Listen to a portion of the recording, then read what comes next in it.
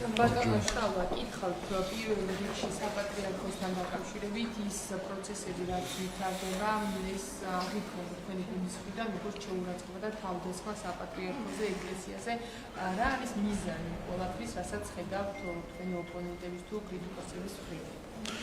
მიზანი იგივეა, რაც ჯერ კიდევ 22 წლის წინ დაიწყო, 2004 წლის პატრიარქის ინტერვიუ არის, რომელიც გუშინაც მე სოციალში გამოაქვეყნე, სადაც იმ პერიოდში, როდესაც ნაციონალურ მოძრაობა ახალი მოსული არის ხელისუფლებაში, პატრიარქი უკვე გვაფრთხილებდა თუ რასთან ქონდა საქმე, რომ საუბრობს მძიმე წელზე, როდესაც იყო ანტიეკლესიური კამპანია და საუბრობს იმაზე, რომ მისი აზრით ეს ყველაფერი გარედან იყო ორგანიზებული. ასე რომ ამას ვაკვირდებით ჩვენ ბოლო 22 წელია ორგანიზებულ კამპანიას ქართული მართლმადიდებელი ეკლესიის წინააღმდეგ, რომელსაც აქვს თავისი ძალიან ცხადი მიზანი. მიზანი ეს არის იმ ორგანიზაციის დისკრედიტაცია, რომელსაც გააჩნია ყველაზე დიდი ავტორიტეტი საქართველოში, იმ ეკლესიის დისკრედიტაცია, რომელიც წარმოადგენს სულიერ საყრდენს ქართული საზოგადოებისთვის, დისკრედიტაცია იმისთვის, რომ შემდეგ საკუთარი თავით ჩაანაცვლონ საზოგადოებისთვის, ვთქვათ, თავისი იდეოლოგია. ეს არის სინამდვილეში ლამის რელიგიური ომი იმისთვის, რომ საკუთარი იდეოლოგიით ჩაანაცვლონ საქართველოში ის სულიერი საყრდენი, რომელმაც საუკუნეები გამოგვატანა. ჩვენ ფაქტობრივად რასაც ვაკვირდებით არის ის, რომ ბრიუსელის ბიუროკრატიამ, ზოგიერთმა ევროპელმა ლიდერი და ბიუროკრატია ცდილობენ ევროკავშირი რაღაც ფსევდორელიგიად აქციონ. და ბევრი ნიშანთვისებას ხედავთ უკვე ფსევდორელიგიურს მათში, როდესაც საუბრობენ ფასეულობებზე და ღირებულებებზე, როგორც წესი შინაარს არ აკონკრეტებენ ხოლმე, როდესაც ხედავთ მათ შორის მათი ადგილობრივი ადეპტები საქართველოში გულისხმობ, რომელსაც აქვს თავისი რიტუალი, ყოველდღიური რიტუალი სხვა შორის, რომელსაც აქვს თავისი ქცევის წესები, თავისი შეძახილები, ყველაფერი მიუთითებს იმაზე, მათ შორის მათი ფსიქოლოგიური განწყობა თემის მიმართ, ხედავთ ხოლმე რომ აბსოლუტურად ასე ვთქვათ, რაღაც ფუნდამენტალისტებივით იქცევიან, როდესაც საქმე ეხება ბრიუსელის ევროკავშირს, კრიტიკის დაშვებასაც კი არ უნდა კრიტიკის დაშვებაც, არიან ჩვეულებრივი ფუნდამენტალისტი ადამიანები, რომლებსაც ევროკავშირი აყვანილი ყავთ ფსევდორელიგიაზე და ზოგადად რაღაც დასავლეთი როგორც ასეთი. და ჩვენ შესაბამისად ვხედავთ სწორედ ამას. ამაზე საუბრობდა პატრიარქი 2004 წელს, ზუსტად იმ მეთოდებზე, რომელიც მაშინ დაიწყეს და ჩვენ ისე ვერ ვამჩნევდით შეიძლება, მაგრამ პატრიარქი ზუსტად ამაზე საუბრობდა, რომ იყო კლიშეების მიკერების მცდელობა, ანტიდასავლური, შემდეგ ამას მოყვა პრორუსული, ასე შემდეგ, ამ კლიშეებით მუშაობა იმისთვის, რომ დისკრედიტაცია მოხდეს. ჩვენ ვნახეთ, რომ პირდაპირ ფინანსდებოდა საზღვარგარეთიდან ის ხალხი, ვინც ახდენდა ეკლესიის დისკრედიტაციას, შეგახსენებთ, რომ საფრანგეთის დაფინანსება მიიღო ყველაზე ბოლოს სოვლაბმა, იმ ხალხმა, რომელიც ეკლესიის დისკრედიტაციას იყო დაკავებული, გიორგი კანდელაკის საკითხი გახსოვთ სამებაში ხატთან დაკავშირებით. და ამ ყველაფრის შემდეგ საფრანგეთიდან მიიღეს დაფინანსება. ევროკავშირის დაფინანსება ჰქონდათ და სხვა უცხოური დაფინანსება, ეგრეთ წოდებულ ტოლერანტობის ცენტრს, რომელსაც თან თვალსაჩინო ასე ქვია, რომელსაც თან ეწოდებენ სახალხო დამცველთან არსებული, რაც არის ჩვეულებრივი აფერისტობა, არანაირი კავშირი სახალხო დამცველთან არ აქვს, მაგრამ ამ ტერმინსაც კონსტიტუციიდან გვართმევდნენ, თითქოს ეს რაღაც კონსტიტუციურ ორგანოსთან არსებული რაღაც ჯგუფი არის, უცხოეთიდან ფინანსდებოდა და ეს ადამიანები პირდაპირ დაკავებული იყვნენ არა მხოლოდ ეკლესიის, არამედ პატრიარქის კონკრეტული ადამიანების დისკრედიტაციით. ასე რომ ეს ყველაფერი წლებია გარე დაფინანსებით მიმდინარეობს, მაგრამ ესეც ვნახეთ ჩვენ, რომ მიუხედავად იმ მილიონებისა, რომელიც ჩაისხა ქართული ხალხის წინააღმდეგ, მისი სულიერი საყრდენის დისკრედიტაციის მიზნით, ეს ყველაფერი წყალში გადაეყარათ. ერთ დღეში ნახეს მათ, რომ ქართულმა საზოგადოებამ თავისი პოზიცია ყველაფერთან დაკავშირებით დაანახა და დარწმუნებული ვარ, რამდენიმე ელჩი შოკში იქნებოდა, როდესაც დაინახა, რომ ფუჭი აღმოჩნდა ყველა მცდელობა ძირი გამოეთხათ ქართულ ეკლესიისთვის. 1,5 მილიონზე მეტი ადამიანი ნახეთ ჩვენ იმ დღეებში სამების ეკლესიაში და დავინახეთ ჩვენ სად არის ერი და სად არიან პროტესტანტები, რომლებიც უნდათ რომ ჩვენ შემოგვასაღონ როგორც ქართველი ერი.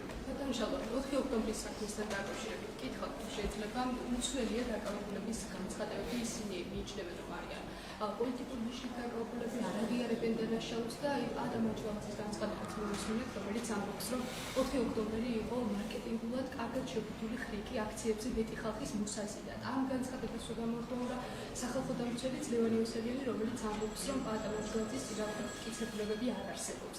რაც უბრალოდ ფაქტები, კადრები, სად არის ამ პირების პასუხისმგებლობა და ომბუდსმენის განცხადება მოხდა რა უნდა კონკრეტულად. ძალიან იმედგამაცრუებელია ეს განცხადება.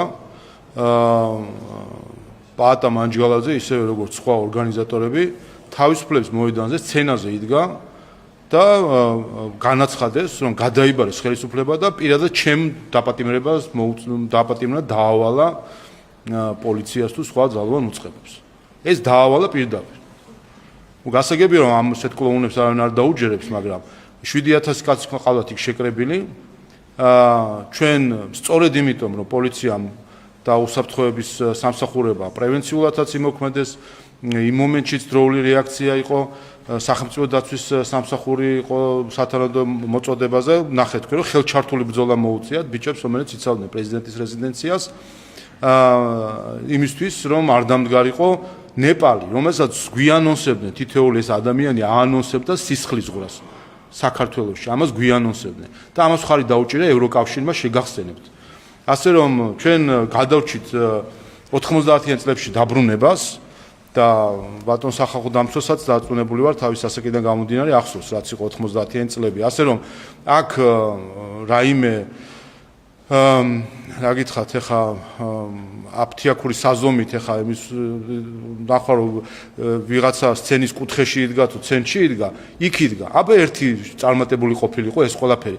პაატა მანჯგალაძე იჯდებოდა ეხლა თუ არა პარლამენტის თავმჯდომარის სავარძელში ან რომელიმე სხვა სავარძელში ძალიან გემრიელად ასე ვთქვათ კომფორტულად შეირგებდა თუ არა იმ თანამდებობებს და ექნებოდა თუ არა გადანაწილება. ასე რომ ასე არის რა როდესაც და ეს აჩვენებს საერთოდ ჯამში რომ როდესაც მიდიხარ ასეთ ნაბიჯზე უნდა შეეგუო მათ შორის პასუხისგებლობას. სისხლისღვრაზე მიყავდათ ხალხი, შეკრიბეს იქ სისხლისღვრისთვის, წაიყვანეს სისხლისღვრაზე და მხოლოდ ჩვენი უსაფრთხოების სამსახურის მათ შორის მხარდაჭერა მიიღეს სისხლისღვრაზე ევროკავშირის, ევროკომისიის პრეს-სპიკერის მხრიდან და მხოლოდ ჩვენმა უსაფრთხოების სამსახურმა, ჩვენმა ხალხმა ჩაშალა ეს ყველაფერი. ასე რომ კიდევ ერთხელ აქ მე მგონი ყველა ძალიან კარგად ხედავდით, ახლა ბრმა არავინ არ ვართ და ხედავდით სცენაზე გამოჭიმულ ხალხს, რომელიც გუშინაც ვისმენდი, რომ გასაღების ჩაბარებაო და ახლა დავიწყოთ ლინგვისტები მოვიყვანოთ გასაღების ჩაბარება რას ნიშნავს ეს და ექსკურსიაზე მიდიოდნენ პრეზიდენტის სასახლეში, ასე რომ სცენაზე დგომას და იქიდან თქვი კიდევაც იქ სცენიდან მოუწოდეს ხალხი მიიყვანეს პაატა მანჯგალაძემ და სხვებმა მოიყვანეს იქ ხალხი ნეპალის მოსაწყობად 7,000 ადამიანი შეკრიბეს ნეპალის მოსაწყობად, ჯერ იმ 7,000 რა უთხარი იქ რომ მივიდნენ რომ საქართველოს სისხლი დაეყარა, ამას კიდევ ერთხელ ვიტყვი. ჩვენ გვყავს 7,000 ადამიანი, ექიმი, ვეკილი, ინჟინერი, სტუდენტი, პროფესორი, ვინც იქ მივიდა 7,000 ადამიანი რომ სისხლი დაეყარა. აი ეს გააკეთეს ამ ხალხმა. იქ მივიდა, როგორ არა, ნეპალი იყო დაანონსებული იყო ნეპალი და მივიდნენ ნეპალის მოსაწყობად. შემდეგ მიიყვანეს ეს ხალხი იქ პაატა მანჯგალაძემ და მსგავსმა ორგანიზატორებმა, შემდეგ მოუწოდეს მათ რომ შევიკრიბეთ და ეხლა დავიწყოთ ამ სქემის აღსრულება, წავიდეთ და პრეზიდენტის სასახლე ავიღოთ და დაძრეს ეს ხალხი პრეზიდენტის სასახლისკენ, თვითონვე ჩამოვიდნენ და გაყვნენ ამ ხალხს პრეზიდენტის სასახლისკენ და მოხდა კიდევაც პრეზიდენტის სასახლეზე თავდასხმა.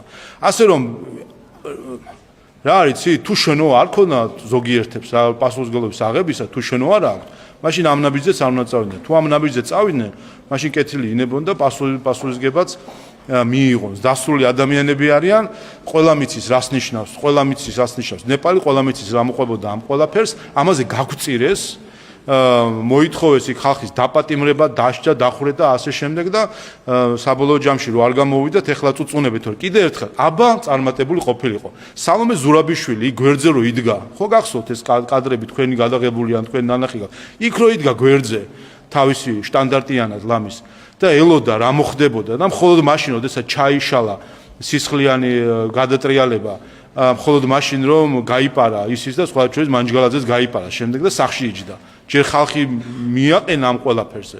ხალხი გაწირა ამ ყველაფერს და წავიდა და სახში იმალებოდა შემდეგ ნახეთ ჩვენ რომ მურთაზ ზოდელავა და ეულად აიყვანა პოლიციამ პარლამენტის შენობასთან. ასე რომ იქ იყვნენ და აბა ყოფილიყო წარმატებული. თუ არ შევიდოდა სალომე ზურაბიშვილი თავის სტანდარტიანად იმ შენობაში, თუ არ ჩაჯდებოდნენ შესაბამის სახელმწიფო სავარძლებში, ამასაც ვნახავდით.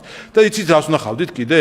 თუ არ ვნახავდით ზოგიერთ უცხოელს, რომელიც მე მივიდოდა მათთან ერთად და დაიწყებდა ამ ყველაფრის ლეგიტიმაციის ცდილობას. აი ეს იყო ჩვენ 4 ოქტომბერს ევროკავშირის მხარდაჭერით აწყობდნენ აქ ხელისუფლების დამხობას და არ გამოუვიდათ. და იმიტომ არიან გატრონულები, ვინმესგან ხმა გაგიგიათ ევროკავშირის ელჩისგან, რომელიმე ელჩისგან გუშინ რომ გამოვიდა ყველა და კიდევ ერთხელ დაიწყეს ექსტრემისტის მხარდაჭერა. მათი მხრიდან გაგიგონიათ ერთი სიტყვა დაგმობის ამ ძალადობისა, არა.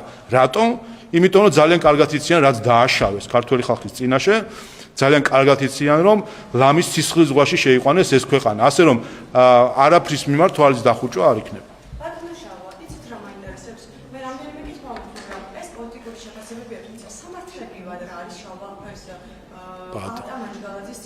მისავთ ეს კითხეთ სცენაზე გადაღებული მეტი სამართლებრივად არანაირი დანაშაული არ არსებობს მის მიერ ჩადენილი და რას თუ აგე სასამართლო მიდის სასამართლო რაღაცა ჩაიდინა კადრია მასზე გასაგებია რომ მე არ მომვარდა და არ მახჩობდა პირდაპირ მაგრამ მოუწოდა რომ უნდა დავეპატიმრებინე ხო გასაგებია მაგრამ სასამართლო ამისთვის იმართება ბრალი წაყენებული აქვს სამართლებრივი რა წონის არის მისი პასუხისგებლობა და რაში მიუძღვის ბრალი და რაში არ მიუძღვის ამას ყველაფერს დაადგენს დამოუკიდებელი სასამართლო რომელმაც არაერთხელ დაადასტურა თავისი სამართლიანობა. ჰელსინკის კომისიასთან დაკავშირებით კითხავთ ელენე ხოშტარიას დაკავების თაობაზე მათ აქვს საკუთარი პოზიცია ისინი ამბობენ რომ სასამართლოს იარაღად იყენებს ქართული ოცნება რათა გააჩვენოს ყველა ვინც მათ ძალადობას ექვეშ აყენებს. ეს არის მათი პოზიცია, რა არის თქვენი არგუმენტი და შეფასება? ნუ არაფერი ხა გასაგებია რომ ისინი იმ ასე ვთქვათ გამართული აქვთ ასე ვთქვათ შედეგების უნდათ რომ გარკვეულწილად კაპიტალიზება მოახდინო, რისთვისაც ეს ყველაფერი მოაწყეს, რისთვისაც მიყავდათ ელენე ხოშტარია დანაშაულზე, რისთვისაც ჩატოვეს ის ციხეში და არ გადაახტევინეს გირაო და რისთვისაც ყავთ ზოგადად ხალხი პატიმრობაში, შემდეგ ესეთი განცხადებები გამოიყენონ შემდეგ საქართველოს ხელისუფლებას თავდასხმისთვის. კიდევ ერთხელ ხოშტარია და მსგავსი ადამიანები არიან პირადი პატიმრები ჰელსინკის კომისიის და მსგავსი ორგანიზაციების თუ ადამიანების, რომლებიც ჩვეულებრივად საზარბაზნე ხორცად წირავენ ამ ადამიანებს. მიყავთ ისინი და აქეზებენ მათ დანაშაულზე, რომ შემდეგ მოაწყონ განხილვები, რეზოლუციები, განცხადებები და ასე შემდეგ. აი ეს არის რომ იყენებენ ქართველებს თვითონ რა თავისი მათ არც არაფერი აკარდებათ ამითი და არანაირი ზიანი არ ადგებათ, ისევ ჩვენ მოქალაქეებს იყენებენ მათი ხელით, მათ უბიძგებენ დანაშაულზე, რომ შემდეგ გამოაცხონ ხოლმე სხვადასხვა განცხადებები.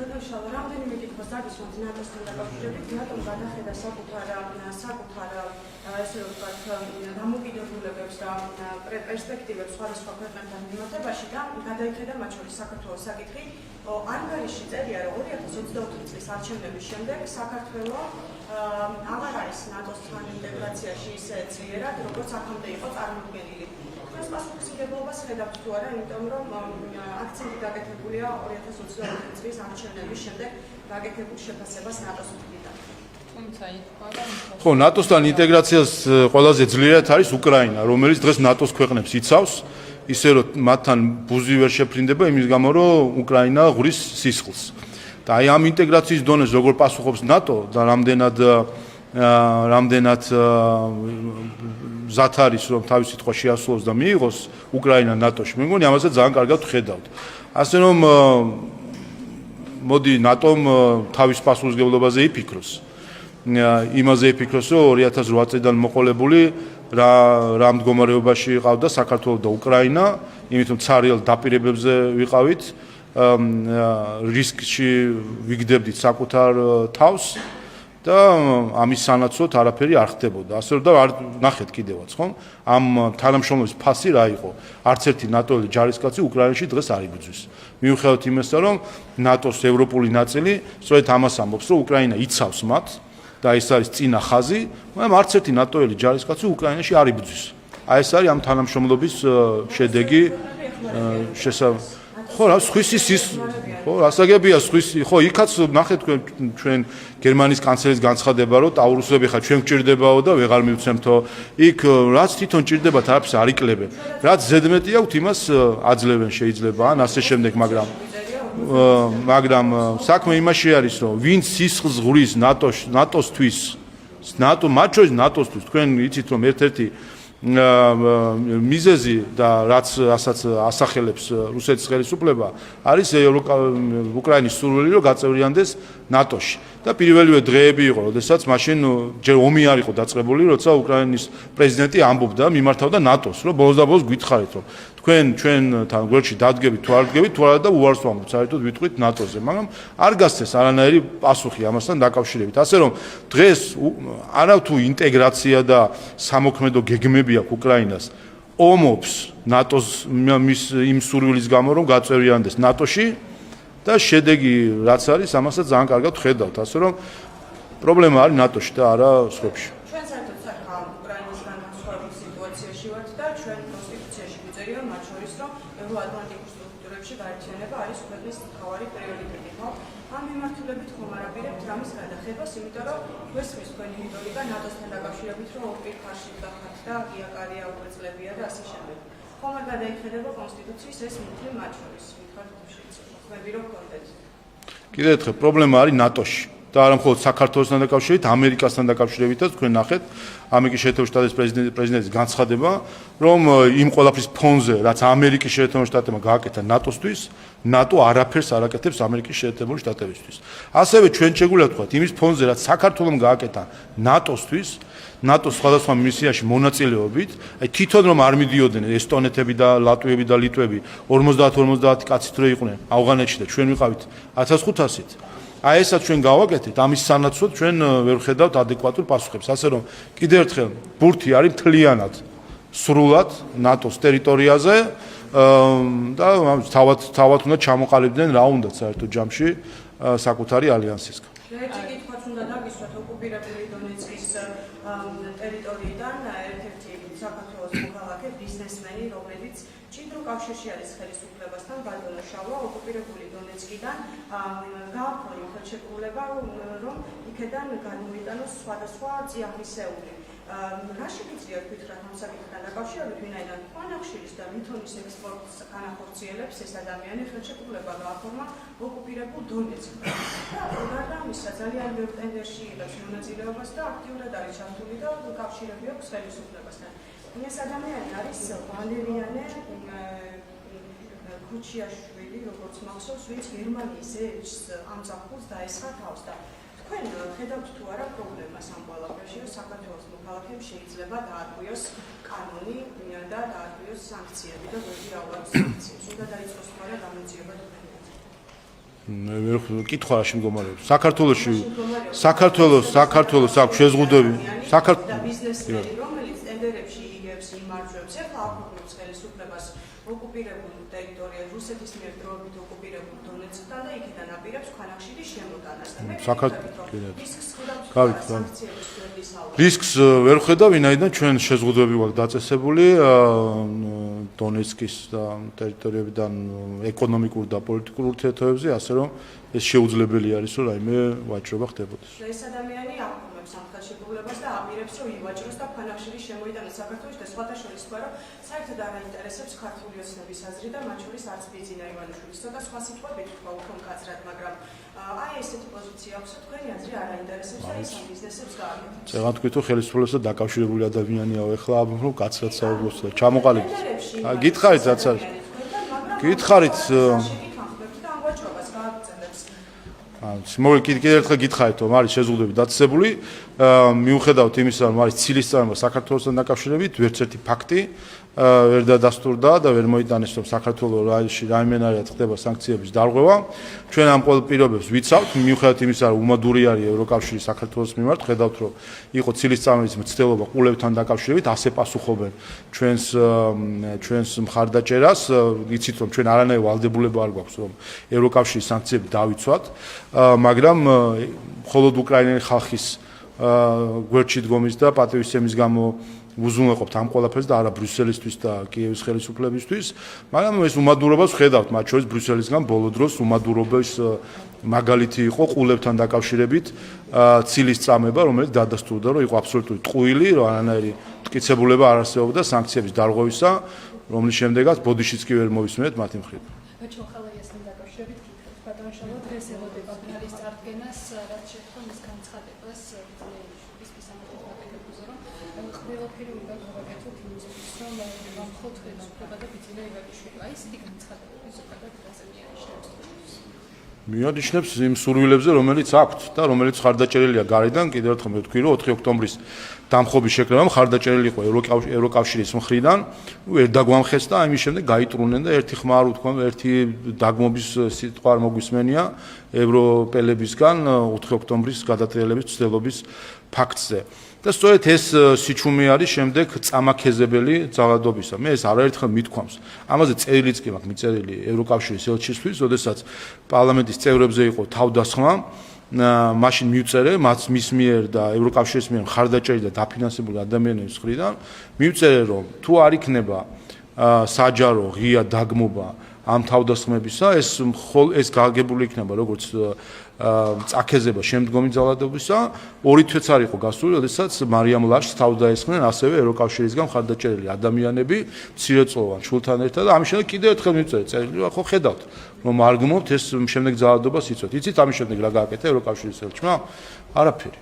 იმიტომ არ აკეთებენ არაფერს, რომ სწორედ ეს არის სინამდვილეში, რაც არის სურვილი, რომ ექსტრემიზმი, რადიკალიზმით მუდმივი შფოთი ქონდეთ შემოტანილი საზოგადოებაში, რომ ხელისუფლების დამხობა, არაღიარება, კონსტიტუციის, ხელისუფლების ორგანოების ეს ამისი ნორმალიზება მოახდინა. დღეს რასაც აკეთებს ევროკავშირი საქართველოში, ეს არის ტრაგედია, ცივილიზაციური ტრაგედია ევროპის. ვინაიდან ჩვენს ევროპის წიაღში ყავს ორგანიზაცია ევროკავშირის სახით, რომლის ხელმძღვანელობა უბრალოდ გასული არის ყოველგვარი ევროპული ღირებულებებისგან და ხელიდან მიდის, როგორც იტყვიან ხოლმე. ხედავთ აბსოლუტურ რა გითხრათ, რაიმე თუ საერთოდ შეიძლება არსებობდეს რაიმე დემოკრატიული ღირებულება, ამ ყველაფერთან გასულები არიან. ჩვენ გვიწევდა ჯერ ჩვენი სუვერენიტეტის გატანა საბჭოთა კავშირის წინააღმდეგ, შემდეგ სუვერენიტეტის დაცვა წლების განმავლობაში რუსეთთან მიმართებაში, ამ სუვერენიტეტის დასაცავად მივმართეთ ევროკავშირს და წლებია გვაქვს ეს თანამშრომლობა იმისთვის, რომ ვფიქრობთ, რომ იქნებოდა ჩვენი სუვერენიტეტის დაცვა და ამის საპასუხოდ რას ვიღებთ? რომ სადა ვისაც მივმართეთ იმისთვის, რომ სუვერენიტეტი ჩვენი ყოფილიყო დაცული და პატივცემული, ზუსტად იმათ დაიწყეს ჩვენ სულში ფათური და ჩვენი სუვერენიტეტის ხელყოფა. დღეს ბრიუსელი არის და ზოგიერთი ევროპული სახელმწიფოს ხელისუფლება, რომელიც საქართველოს სუვერენიტეტს არ აღიარებს. ამ დონეზე ვართ. დღეს ესტონეთი ჩვენს სუვერენიტეტს არ აღიარებს. ვინაიდან გვაქვს რეზოლუციები მათი მხრიდან, არ აღიარებენ არც ხალხის ნებას, არ აღიარებენ არც სასამართლოს, არაფერს არ აღიარებენ, რაც გონიათ, რომ ვართ მე-17 ხარისხოვანი ბანანის რესპუბლიკა. ეს ყველა გზით და ყველა მეთოდით რას ნიშნავს? თუ ყველა მეთოდს განიხილავენ, მე თავის თავს პოლიტიკურ პატრიოტს რატომ უწოდებენ? ეს დამოკიდებელი ხომ არის? ბაჩოახალის განცხადებას გეკითხებით ამ შემთხვევაში. ყველა ამ სამართლების შეფასებები მიეცემ ამ ყველაფერს პოლიტიკურად ყველაფერს ხვდებით, რომ ეს ხალხი არიან მოძალადეები, რომლებიც თავის დროზე 2003 წლიდან მოყოლებული თავზე დაასვეს ქართულ ხალხს, ძალადობრივი რეჟიმი ჩამოაყალიბებინეს, თვალი კი არ დაუხუჭეს, სავარაუდოდ მათივე ინსტრუქციით იყო ის წამების სისტემა, რომელიც შეიქმნა ციხეებში, ბიზნესის რეკეტი, მედიის შევიწროება, ეს ყველაფერი ხდებოდა საზღვარგარეთიდან ხელდასმით, მათი მხარდაჭერით, წაქეზებით, შექებით, დემოკრატიის შუქურად აღიარებით და ასე შემდეგ და უიზო მიმოსვლა მისცეს მაშინ ელიტას, სახელმწიფო ელიტას 2010 წელს. ახლა დემოკრატიაზე გვესაუბრებიან ასე ფარისეულად, ხო? ასე რომ კიდევ ერთხელ ეს არის საერთო, ასე ვთქვათ, კამპანია თუ მცდელობა, რომ ხელისუფლებაში დააბრუნონ მოძალადეები, რომლებიც შემდეგ ყველა დავალებას შეასრულებენ.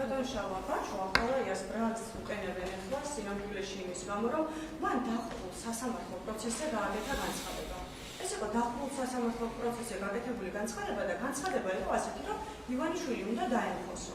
და მიიღეთ ბოლოს სიცხლის სამართლის კოდექსში შეიტანეს ცვლილებები და ეს ესეთი დამხობისკენ უწოდება რანაირად შეიძლება ჩაითვალოს და ამუხლის დარღვევად, როცა ივანიშვილი არც სახელმწიფო ორგანოს წარმოადგენს, არც რაიმე კონსტიტუციურ ორგანოს წარმოადგენს, ხო არ არის პარლამენტზე შტუბის. რაც შეეხება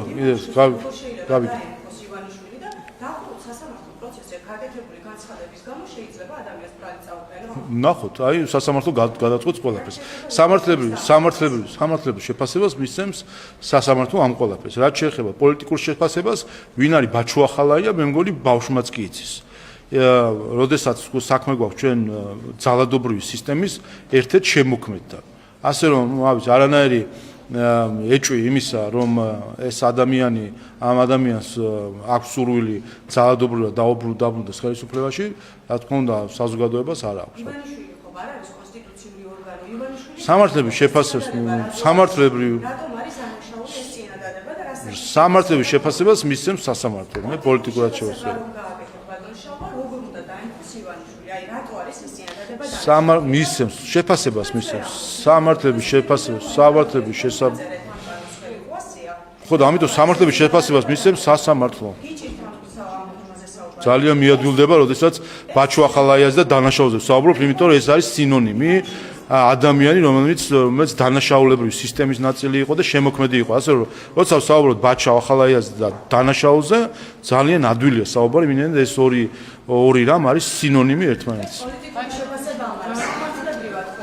სამართლებრივად სასამართლო იტყვის. ამ წინადადებაში რა არის დანაშაული? კი პასუხებ.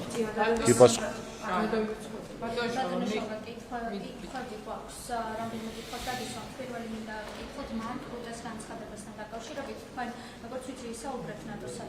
საქართველოს შორის ურთიერთობაზე, თუმცა ახლა მარკ რუტე აცხადებს, რომ ნატოსა და საქართველოს შორის ურთიერთობების შენარჩუნებას აზრი აქვს, თუმცა მოუწოდებს საქართველოს, რომ დაუბრუნდეს ჩვენი ქვეყანა პროევროპულ გზას. აი თქვენი პასუხი რა იქნება ახლა ნატოს გენერალური მდივნის მისამართი? ჩვენი ერთ-ერთი გზა არის ქართული გზა.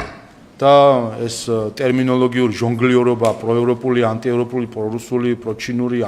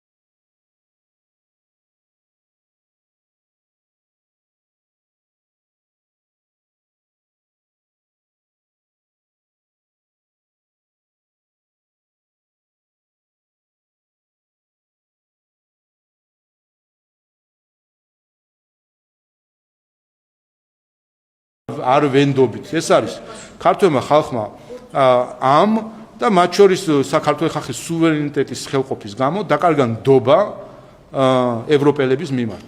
ეს ნდობა არის დაკარგული და ამ ნდობას სჭირდება აღდგენა მათი მხრიდან. ჩვენ ამისთვის არაფერი არ გაგვიკეთებია, რომ ეს ნდობა დაკარგული იყო, მათ თქმედებები არის, აქ რო ცდილობდნენ ხელისუფლებების დამხობას, სხვა ხალხის მოყვანას ხელისუფლებაში, რო ცდილობდნენ ჩვენს ჩათრევას რუსეთთან ესკალაციაში, ამის გამო ქართველმა ხალხმა ევროკავშირის ბრიუსელის მიმართ ნდობა დაკარგა და შესაბამისად ჩვენ საუბრობთ არა იმაზე, რომ პრო რაღაცა ვიყოთ, არამედ ჩვენი ინტერესები როგორ გავატანოთ. აი ამ პროფრიქმა მიიყვანა ზუსტად აქამდე ზოგიერთი ქვეყანა ომის ზღვარზე თუ ომში შეიყვანა და ჩვენც მიგვიყვანა იმაზე, რომ ყავს დღეს ასე ვთქვათ ფსევდორელიგიურ ფუნდამენტალისტში გადავარდნილი ჯგუფი საქართველოს მოქალაქეებისა, რომელსაც უბრალოდ რო დაანახებ, ასე ვთქვათ, ბრიუსელის რომელიღაცა პრესკონფერენციის დარბას, ის გონია საკურთხეველი რაღაც რელიგიური. ასე რომ აი ეს არის სამწუხარო რეალობა, რაც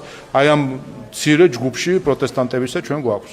და ერთსაც გითხავთ ამერიკის შეერთებული შტატების სახელმწიფო დეპარტამენტის წარმომადგენელი სავარაუდოდ დღეს დაასრულებს ვიზიტს საქართველოში, მან გამართა შეხვედრები საგარეო საქმეთა მინისტრთან ანაკეის პოლიტიკის მოინახულა და ოპოზიციონერი პოლიტიკოსების მოსაზრებებიც მოისმინა.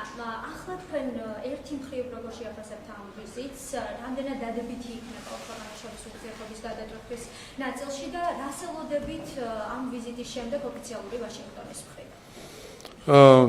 ზოგადად მივესალმები, რომ შინაარსობრივი, მათ შორის ამ ვიზიტსაც შინაარსობრივი დატვირთვა ჰქონდა, ომხრივ ურთიერთობების ნამდვილ საკითხებს ეხებოდა და არა გამოგონილ საკითხებს. როგორც ჩვენ წინა ადმინისტრაციის დროს ჰქონდა, რომ თითქოს გენდერული იდენტობის საკითხები არის მთავარი, რაც ქართველ და ამერიკელ ხალხს ერთმანეთთან აკავშირებს და ჩვენი სტრატეგიული პარტნიორობა დგას იმაზე, აღიარებს თუ არა საქართველოს კაცს ქალად და ქალს კაცად. ამ დონეზე ჰქონდა დაყენებული საკითხი წინა ადმინისტრაციას და სამწუხაროდ ბრიუსელსაც ამ დონეზე აქვს დაყენებული. რეალური თანამშრომლობის საკითხები იყო გვერდზე გაწეული და გამოგონილი იდეოლოგიების მიმართ ერთგულება იყო აღებული როგორც ტესტი თანამშრომლობისა.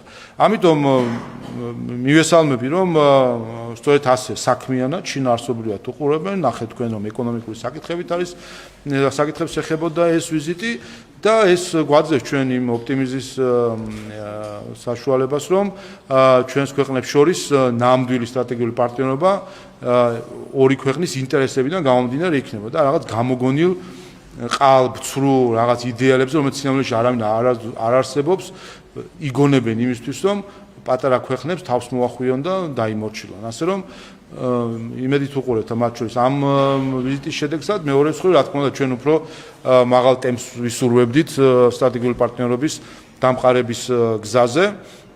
ყოველ შემთხვევაში ჩვენ ამისკენ მოწადინებული ვართ. დანარჩენი ამერიკის შეერთებული შტატების ადმინისტრაციის ხელში არის ამ ყველაფერი. ოპოზიციასთან დაკავშირებით გითხავთ, გვარონია და ვაშაძე ბოლო რამდენიმე ამ აკეთებენ განცხადებას, რომ სწორედ ისინი მოვლენ ხელისუფლებაში და ისინი იქნებიან ხელისუფლების წარმომადგენლები.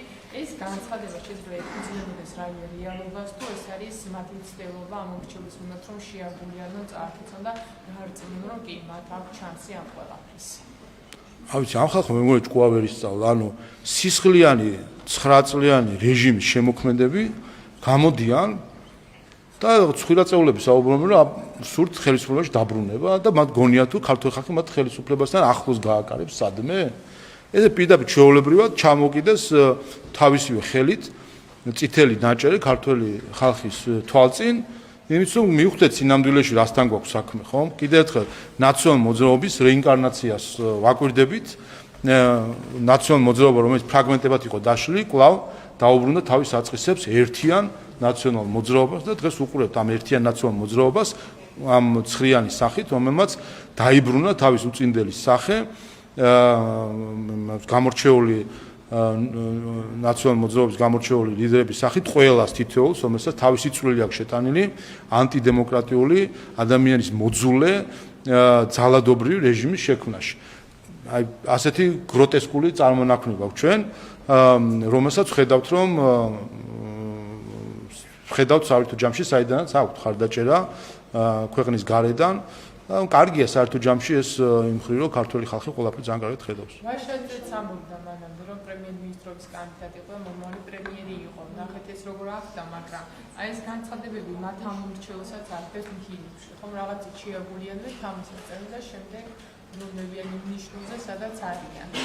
ეს არის გათვლა, ეს არის ახალი დაანონსება, რომ ისევ გუშინ ვისმენთ ბატონ ვაშაძეს სამი რო არიან, აღარ მახსოვს რომელი იყო პატიოსანიო, პროფესიონალიო, კიდე რაღაცაო, პატრიოტიო, ნუ არ ვიცი. პუთი დაწყებულ სიტყვებს ნუ გაეთამაშებიან, შეიძლება სხვა სიტყვებიც მოყვეს შემდეგ ამ რიგში. ამიტომ რაც შეეხება კიდე ერთხელ მათ მონდომებას, არაფერი კიდე ერთი მცდელობა არის იმისთვის, რომ ის რეჟიმი, რომელსაც დღემდე მხარდაჭერა აქვს და ის ძალადობრივი რეჟიმი, რომელიც საგამოძიებო კომისიამ 300 გვერდიანი ანგარიშით კიდე ერთხელ წარბოვაჩინა, რასთან ქონდა საქმე. დღესაც ხედავთ, რომ ევროპის სახალხო პარტია არ რიცხავს მათ თავისი რიგებიდან. შესაბამისად, ევროპის სახალხო პარტია ამით აცხადებს, რომ ის არის მხარდაჭერი მოძალადეების და ეს ჩვენ უნდა გვესმოდეს და ეს ევროპის სახალხო პარტიის წევრები დღეს ხელისუფლებაში არიან გერმანიაში, პოლონეთში, სხვა ქვეყნებში ხელისუფლებაში არიან და უნდა გვესმოდეს მე ამიტომ ეროვნულ დონეზე პოლიტიკას უცხო ვაკვირდებით სხვა ქვეყნიდან ამ რაკურსში უნდა დავინახოთ ეს ყველაფერი. როდესაც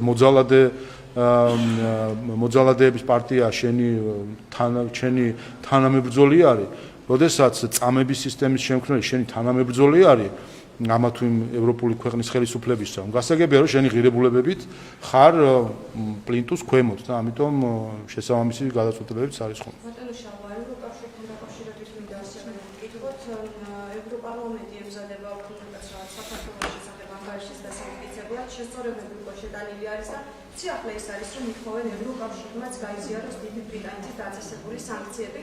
მოითხოვენ რომ გაუქმოთ კანონები და ეს იქნება პირველი ნაბიჯი ურთიერთობების გადასახედად. ხო, ჩვენ არც გადახედოს არ ვაპირებთ, თვითონ გადახედონ საკუთარ დამოკიდებულებებს ის ქართველების მოძულე პოლიტიკა, რომელსაც ევროპარლამენტის ჯგუფი აწარმოებს, ეს არის სირცხვილი, ვინაიდან ხედავ ჩვენ ამ ანგარიშებს როგორც წესი ამზადებს ხოლმე ქალბატონი რასა იუკნევიჩიანი, რომელიც გამოირჩევა ქართველი ხალხის მიმართ ფაშისტური განცხადებებით. ნუ როცა ანგარიშებს წერს ადამიანი, რომელიც ქართველ ხალხის მიმართ ფაშისტურ ტერმინოლოგიას იყენებს, ეს თავისთავად უკვე კატასტროფა არის ევროპისთვის, რომელიც კიდევ ერთხელ სამწუხაროდ პოსტსაბჭოთა აგითხათ პირებს აქვთ ხელში ჩაგდებული დღეს ძალაუფლება ბრიუსელში და ხედავთ რასაც დაამსგავს საბოლოო ჯამში ამსგავსებენ პირდაპირ საბჭოთა კავშირს. ევროპარლამენტის სხდომებს უყურებთ ხოლმე საქართველოსთან დაკავშირებით, გვახსენდება საბჭოთა კავშირის სახალხო დეპუტატთა ყრილობა, შეგიძლიათ ნახოთ კიდევაც 9 აპრილის შემდეგ გამართული ყრილობა, რომელსაც ზუსტად ასევე ლანძღავდნენ ქართველებს, როგორც გლანძღავენ დღეს ქართველებს ევროპარლამენტში. ასე რომ საბოლოო ჯამში აღმოჩნდა, რომ ევროკავშირმა აღმოსავლეთით გაფართოებით მიიღო ის, რომ შეეპარა საბჭოთა კავშირის ბაცილა, რომელიც ძალიან ვრცელდება, ასე ვთქვათ, იდეოლოგიურად ევროკავშირში და მას უფრო მეტად და მეტად ამსგავსებს საბჭოთა კავშირს.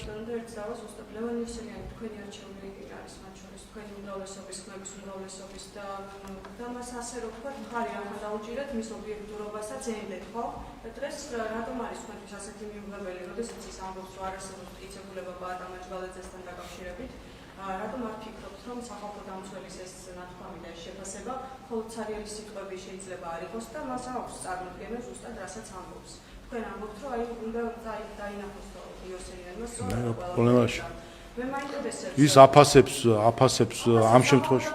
გავიცის ბევრი ინფორმაციაც აქვს და რახან ამბობს რომ მტკიცებულებები არ არის, თქვენ გადაჭერთ ამბობს რომ არის მტკიცებულებები. მასაც აქვს ინფორმაცია, მეც მაქვს ინფორმაცია, მას აქვს თავის შეფასება, მაქვს ჩემი შეფასება. ეს არის მე რა დიახ, და რა, აქედან გამომდინარე უფლება არ გვაქვს რომ ჩვენი აზრი გქონდეს თუ რა. პლურალიზმი, ამას ქვია პლურალიზმი. და როდესაც სახალხო დამცველს აქვს თავისი რაღაც მოსაზრება შეიძლება გქონდეს, მე შეიძლება გქონდეს ჩემი მოსაზრება, რამე პრობლემა არის ამას დაკავშირებით. შეზღუდული ვარ. თქვენი მოსაზრება რაზე დამქნობით გაქვთ? თქვენ შეგიძლიათ ერთი სამართლებრივი არგუმენტი დაასახელოთ, რის გამოც პაატა მანჯგალაძე უნდა იყოს ციხეში. აი ერთი დავისახელეთ, ერთი სამართლებრივი არგუმენტი, რის გამოც ვფიქრობ, თუ იოსებ პაატა მანჯგალაძე იყო იმ 7000 კაციანი თავყრილობის ორგანიზატორი, როგორც თვითონ დაგვისახელა თავისთავი ვიდეო მესიჯში, რომელიც იქ შეყარეს მისი რა ქვია ნეპალის მოსაწყობად, სისხლის ზღვის მოსაწყობად. შემდეგ სცენაზე ბატონი პაატა მანჯგალაძე იქ იყო, სადაც აგვიკითხეს მანიფესტი, რომლითაც ჩვენ ჩამოგვართვეს ხელისუფლება, ქართულ ხალხს ჩამოვართვეს ხელისუფლება და მიისაკუთრეს ეს ხელისუფლება, გასცეს ბრძანებები უმაღლეს თანამდებობის პირების დაკავებასთან დაკავშირებით და გასცეს ბრძანებები პრეზიდენტის სასახლის აღებასთან დაკავშირებით. ეს ყველაფერი ამ ყველაფრის თანამონაწილე ხედავდით რომ იყო ბატონი პაატა მანჯგალაძე.